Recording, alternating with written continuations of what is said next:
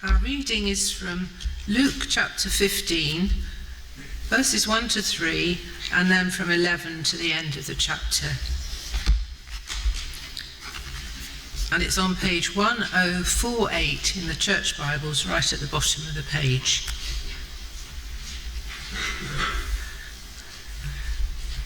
Now the tax collectors and sinners were all gathering around to hear Jesus, but the Pharisees and the teachers of the law muttered, "This man welcomes sinners and eats with them."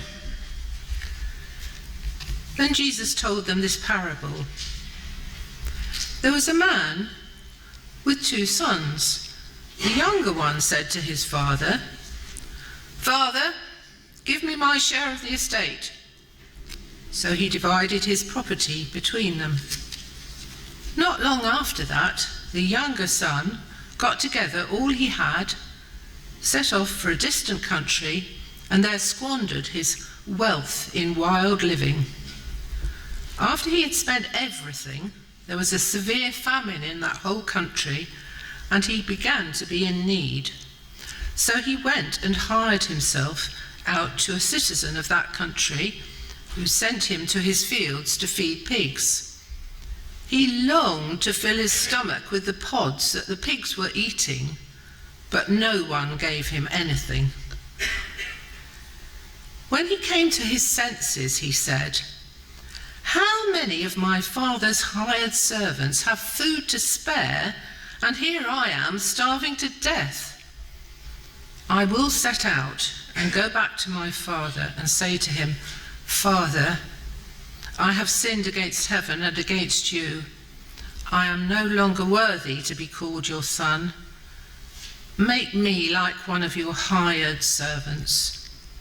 So he got up and went to his father.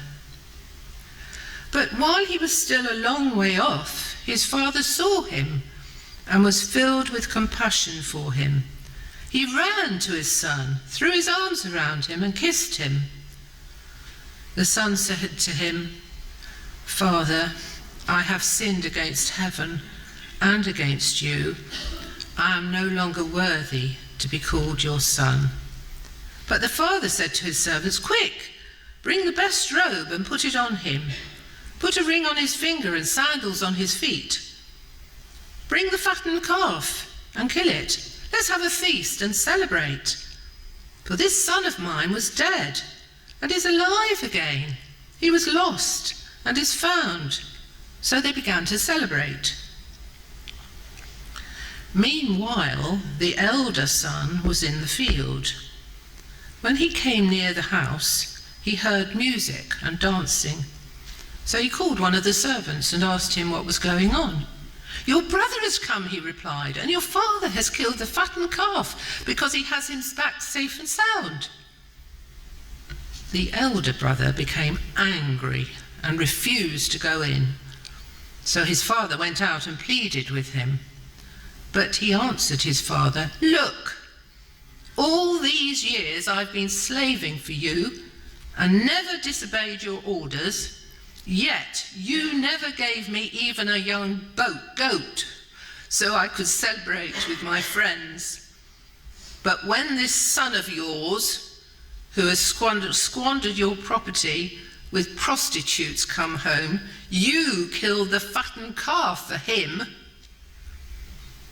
'My son,' the father said, 'you are always with me, and everything I have is yours. But we had to celebrate and be glad, because this brother of yours was dead and is alive again. He was lost and is found.'"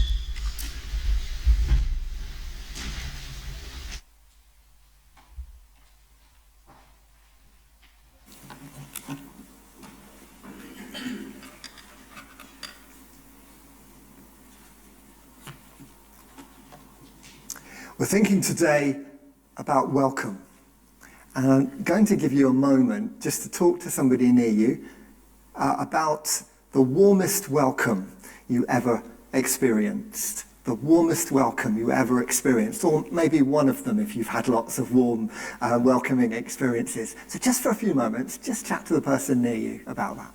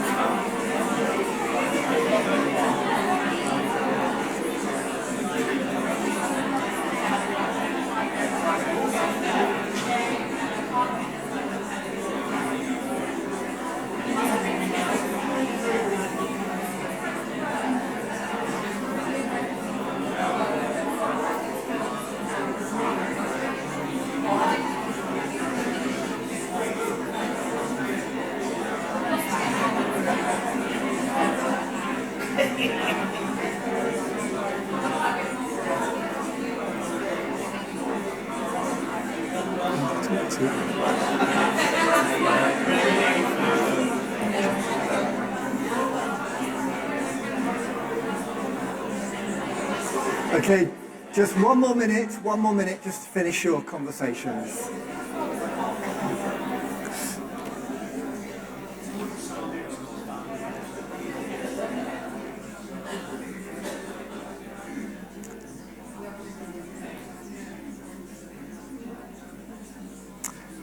Now, this theme of welcome is going to be around for us over the next few months, actually, and we'll be just looking out as we read the scriptures for how we see God's way of welcoming us and our way of welcoming others. Something to look out for. Today, what kind of welcome? Now, Jesus was criticised for spending too much time with the wrong people. There's some muttering going on in our passage. Did you pick up the muttering? Because Jesus is eating and drinking with tax collectors and sinners. I love the way Jesus responds to this criticism. He tells a story. There's something about a story, isn't there, that can slip past our defences, get past our intellectual response to the rest of us. Maybe bring some truth which we might be avoiding or evading. A story. Well, actually, Jesus tells 3 stories, and they all have basically the same meaning. There's a story about a lamb that's gone missing, or a sheep that's got lost, and a shepherd who goes out and leaves behind the 99 sheep who are safe in pasture in order to find the sheep that's lost, and comes back rejoicing. Then there's a story about a lost coin. 3 lost things in 3 stories. A coin that is precious to the owner, and we could think about why it was so precious. But the point of the story is not that, so much that the woman who's lost her coin sweeps the house, turns everything over in order to find the lost coin. And when she finds it, there is much celebration. And I love the comment that Jesus makes about the sheep and the coin, that there is more rejoicing. There is such rejoicing in heaven over... Am I perhaps muted or something? No. Are we okay? I'll just carry on. That's good. There is such celebration over one sinner who returns to God in heaven. A party is thrown, if you like, in heaven. Jesus is responding to the criticism of spending time with the wrong people, trying to help them to understand that God's heart is for all his lost people, for all his lost ones. That his heart and mission is to bring home those who are lost, and wants this heart to be in his people. It's not just Pharisees who lose the plot. We can all lose the plot as the people of God. Now, the 3rd story has essentially the same meaning. This time it's a person who is lost and found. But this story of the son is the son who went away from home to a far-off country and squandered all his wealth, his father's possessions and wealth. Somehow gives us a little bit more. It takes us a bit deeper into what this welcome is about, the welcome that is in the heart of God. We're going to think about that welcome now. What if you could just move me on at the back there?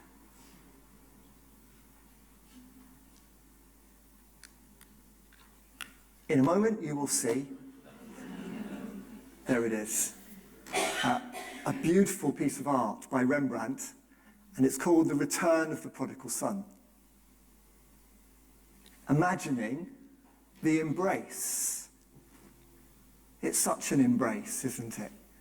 In the story, we see the father looking out and seeing his son coming in the distance. I wonder how often he had stood looking out for his son to come home. And we read that when he sees him, he does not casually move towards his son. He runs, undignified, I would think, throws his arms around his son and kisses him. The son has prepared a speech. He'd come to himself, come to his senses in a pigsty, all his money gone, all his friends vanished. He'd reasoned to himself, how many of my father's servants have more than I have to eat? I will go home and I will say I've sinned against heaven and against earth. I'm no longer worthy to be called your son. Take me as one of your hired servants. And we hear him begin this speech, but he doesn't get to the end. The father doesn't seem much interested in his speech. It is enough that he has come home. Quick, says the father, put a robe upon him, shoes on his feet, a ring on his finger, and kill the fatted calf. Let's celebrate, for this son of mine was lost and now is found, was dead, he's alive again. Rembrandt captures all of that in this embrace. It's beautiful.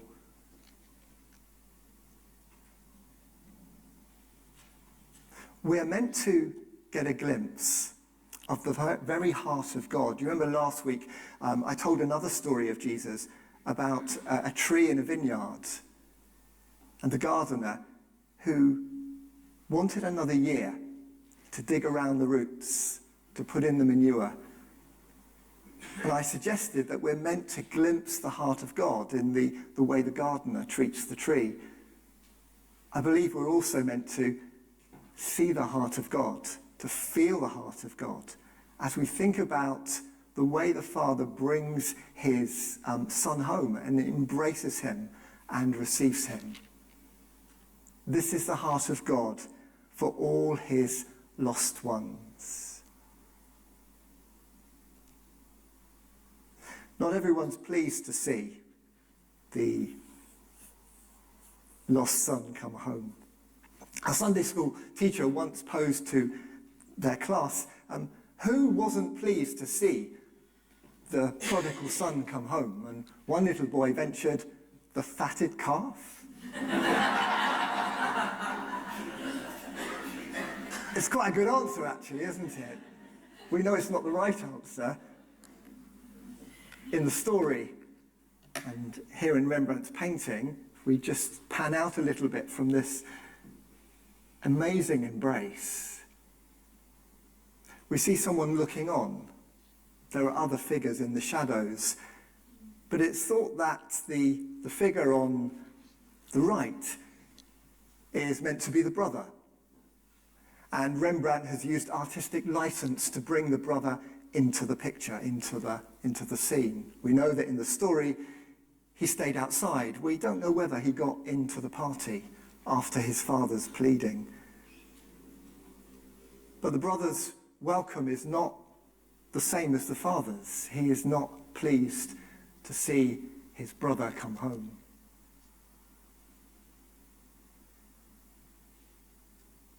The brother looks on in the painting. What's going on in the brother's heart?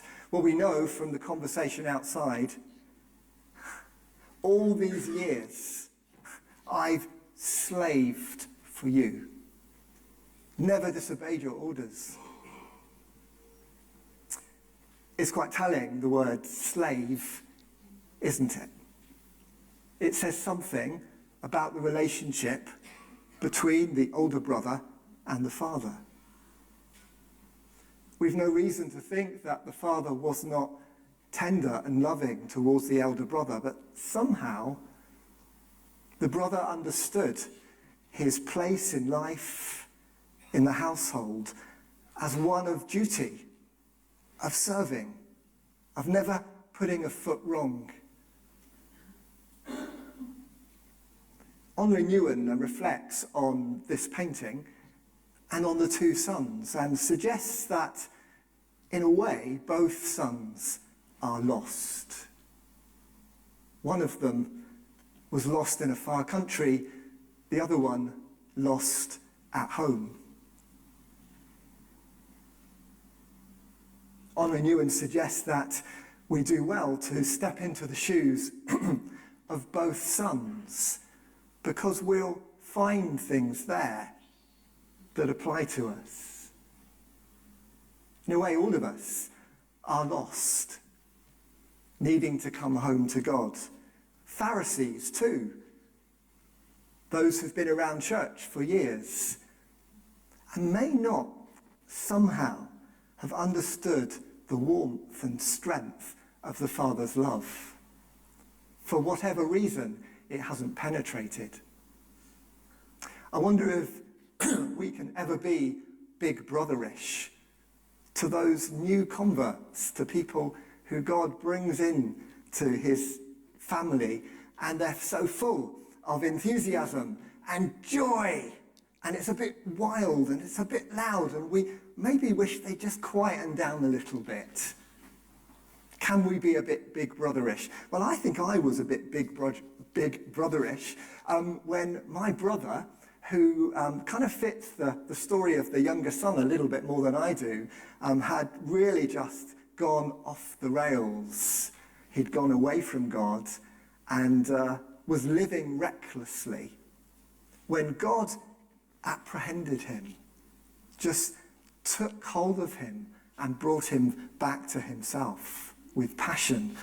It was wonderful, wonderful, and my heart did rejoice, but if I'm honest, seeing the joy and the life and all that was going on for my brother in his life with God and all that God called him then into, I think there was something in me that wasn't so positive, something a bit big brotherish. I did move on from those thoughts and emotions, but it's there, it can be there. Our hearts not so welcoming as God's.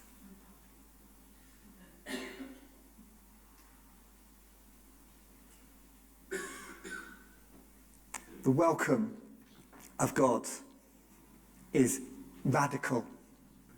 It's scandalous almost. Our hearts struggle to keep up. But one of the things about being part of a Christian community, followers of Jesus together, is that our hearts are bidden to grow, to enlarge, that all God's lost ones might come home. I remember someone in the church that I used to serve, actually no, a church way back, who would sometimes say to me, Steve, when we get to heaven, there is going to be such a celebration. And I often think about this person or that person who doesn't yet know God. And I just think, that party will not be the same without them. And he used to get a tear in his eye as he spoke. God, his heart, so vast, bringing his lost ones home. Those of us who are already home, already back with the Father, I wonder how much we've understood God's welcome, God's heart of love. The syndrome of the elder brother is there, I think, where perhaps we understand our following of Jesus as pretty much about service, about duty. And some part of us wonders if we are so deeply loved as we read in the scriptures.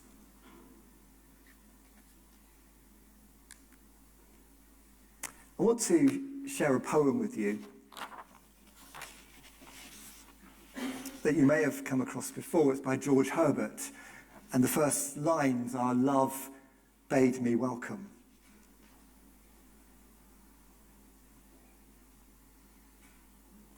Love bade me welcome, yet my soul drew back, guilty of dust and sin.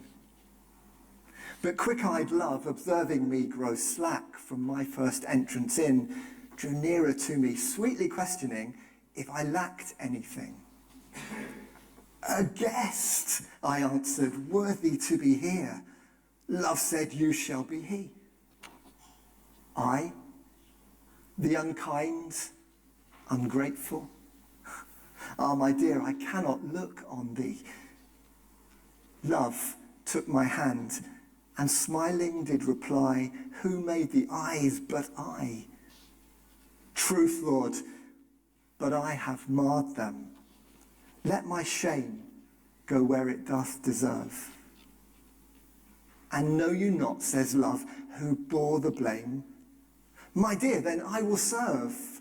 "You must sit down," says Love, "and taste my meat." So I did sit and eat.